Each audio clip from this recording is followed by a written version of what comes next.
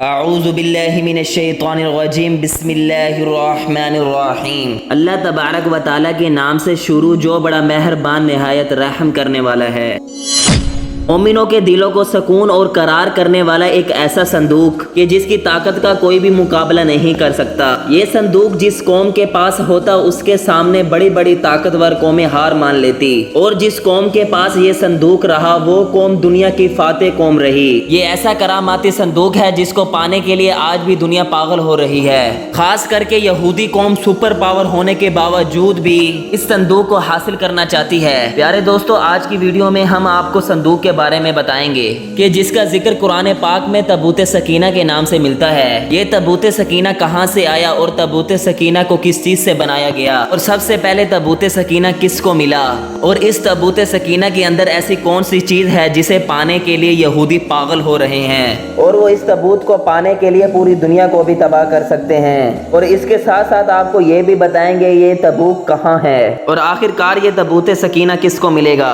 پیارے دوستو، ان سوالات کے جوابات قرآن مجید کی روشنی میں آج کی اس ویڈیو میں ہم آپ کو بتائیں گے، لہٰذا آپ سے گزارش ہے کہ ہماری اس ویڈیو کو اینڈ تک ضرور دیکھیے گا۔ پیارے دوستو، اللہ بارک و تعالیٰ نے اس دنیا کی ابتدا حضرت آدم علیہ السلام سے کی۔ جب حضرت آدم علیہ السلام جنت سے دنیا کے اندر تشریف لائے تو ان کے ساتھ ساتھ اللہ بارک و تعالیٰ نے دنیا میں بہت سی چیزیں اتاری۔ ان چیزوں میں تابوت سکینہ بھی شامل تھا، جو سب سے پہلے حضرت آدم علیہ السلام کو عطا کیا گیا۔ تابوت سکینہ کا ذکر اللہ بارک و تعالیٰ نے قرآن مجید میں سورۃ بقرہ کی آیت نمبر 248 میں کیا۔ یہ تابوت ایک صندوق کی شکل کا تھا اور جنتی تابوت تھا جس کو شمشاد کی لکڑی سے بنایا گیا تھا۔ اس تابوت کو تابوت سکینہ اس لیے کہا جاتا ہے کہ اس تابوت کے ذریعے اللہ بارک و تعالیٰ مسلمانوں اور مومنوں کے دلوں کو سکون اور تسلی عطا فرماتا تھا، لہٰذا اس سکون و قرار کی وجہ سے اس کا نام تابوت سکینہ رکھا گیا۔ حضرت آدم علیہ السلام کی زندگی میں یہ تابوت حضرت آدم علیہ السلام کے استعمال میں رہا۔ جب حضرت آدم علیہ السلام کا آخری وقت آیا تو حضرت آدم علیہ السلام نے یہ تابوت اپنے بعد اپنے بیٹے حضرت شیس علیہ السلام کے سپرد کر دیا، کیونکہ حضرت آدم علیہ السلام کے بعد منصب نبوت پر فائز ہونے والے ان کے بیٹے حضرت شیس علیہ السلام تھے، لہٰذا یہ تابوت حضرت شیس علیہ السلام کو دے دیا گیا۔ پیارے دوستو، حضرت شیس علیہ السلام کے بعد جو بھی منصب نبوت پر فائز ہوتا تو یہ تابوت اللہ تبارک و تعالیٰ کے حکم سے اس کے سپرد کر دیا جاتا۔ اس لیے یہ تابوت حضرت آدم علیہ السلام سے لے کر انبیاء کرام سے ہوتے ہوئے حضرت یعقوب علیہ السلام کے پاس پہنچا، اور حضرت یعقوب علیہ السلام وہی نبی ہیں کہ جن کی نسل میں سے یہودی نسل کی ابتدا ہوئی، اور حضرت یعقوب علیہ السلام کے بعد یہ تابوت انبیاء کرام سے ہوتے ہوئے حضرت موسیٰ علیہ السلام کے پاس پہنچا۔ حضرت موسیٰ علیہ السلام کو اللہ تبارک و تعالیٰ نے قوم بنی اسرائیل اور فرعون کی طرف نبی بنا کر بھیجا تھا، اور اس لیے یہ تابوت سکینہ بنی اسرائیل قوم کے پاس پہنچا۔ جب اللہ تبارک و تعالیٰ نے حضرت موسیٰ علیہ السلام کی قوم کو فرعون کے ظلم و ستم سے نجات عطا فرمائی اور یہ قوم صحرائے سینا میں پہنچی اور کئی سالوں تک وہاں پر بڑھتی رہی، تو اللہ تبارک و تعالیٰ نے ان کے سکون اور قرار کے لیے انہیں تابوت سکینہ عطا فرمایا۔ اس وقت حضرت موسیٰ علیہ السلام نے اس مقام پر اپنی عبادت کے لیے ایک خیمہ تیار کیا، اور اسی عبادت گاہ میں حضرت موسیٰ علیہ السلام نے ایک خاص جگہ مقرر فرمائی جہاں پر تابوت سکینہ کو رکھا گیا۔ اس وقت حضرت موسیٰ علیہ السلام کے بعد حضرت داؤد علیہ السلام کا زمانہ آیا، تو حضرت داؤد علیہ السلام نے اس مقام پر ایک عمارت تیار کروائی۔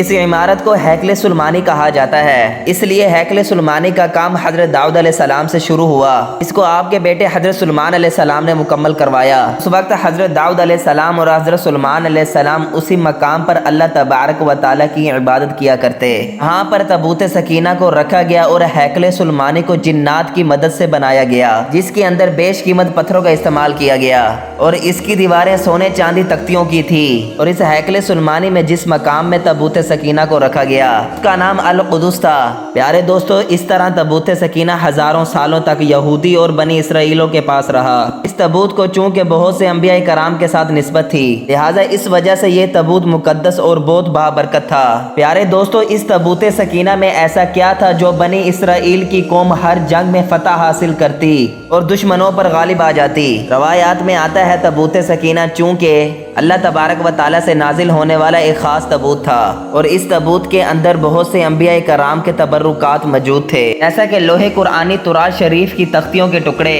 اور حضرت یوسف علیہ السلام کا کرتا، اور حضرت ہارون علیہ السلام کا قبا، اور حضرت موسیٰ علیہ السلام کا عصا مبارک، اور حضرت سلیمان علیہ السلام کی انگوٹھی اور منو سلوا اور اس کے علاوہ ایسے بہت سے تبرکات جن کو انبیاء کرام سے نسبت تھی وہ اس صندوق کے اندر موجود تھے، لہٰذا اس کی وجہ سے یہ صندوق بہت ہی زیادہ بابرکت تھا۔ پیارے دوستو، جب بنی اسرائیل کی قوم کفار کی بڑی بڑی قوموں سے جنگیں کرتی اور وہ تعداد میں بھی ان سے زیادہ ہوتے، جن کے بڑے بڑے لشکروں کو دیکھ کر بنی اسرائیل کی قوم ڈر جاتی تو ان کے دل کانپنے لگتے اور اس وقت یہ تابوت سکینہ کو اپنے سامنے رکھتے اور اس وقت یہ اللہ تبارک و تعالیٰ سے دعا کرتے۔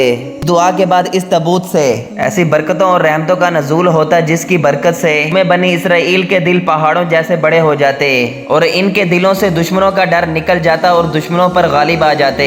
اس طرح اللہ تبارک و تعالیٰ قوم بنی اسرائیل کو تابوت سکینہ کے ذریعے سکون اور قرار عطا فرماتا اور یہ قوم ہر میدان میں فتح حاصل کرتی، اور اگر اس قوم پر کوئی مصیبت یا پریشانی نازل ہوتی یا کوئی برا وقت آ جاتا، اس وقت یہ قوم تابوت سکینہ کو اپنے سامنے رکھ کر اس کا وسیلہ اللہ تبارک و تعالیٰ کی بارگاہ میں پیش کرتے اور اللہ تبارک و تعالیٰ تابوت سکینہ کی وجہ سے ان سے یا مصیبت یا پریشانی دور فرما دیتا، اور اس وجہ سے بنی اسرائیل کی دعا تابوت سکینہ کی برکت سے قبول ہوتی۔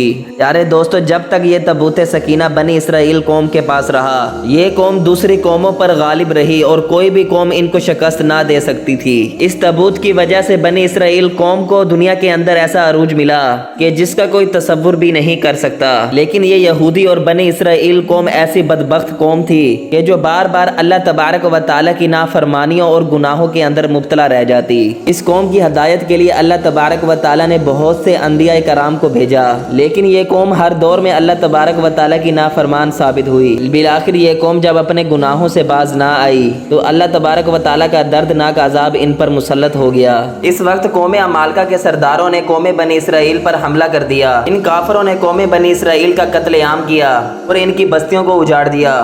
اس طرح قوم عمالقہ نے یہودیوں کا قتل عام کیا اور ان کی عمارتوں کو جلا دیا اور تابوت سکینہ کو اٹھا کر اپنے ساتھ لے گئے۔ اس طرح قوم عمالقہ تابوت سکینہ کو اپنے ساتھ لے گئی۔ اس طرح قوم عمالقہ نے تابوت سکینہ کی بے حرمتی کی اور اس صندوق کو نجاست اور کچڑے کے ڈھیر میں پھینک دیا۔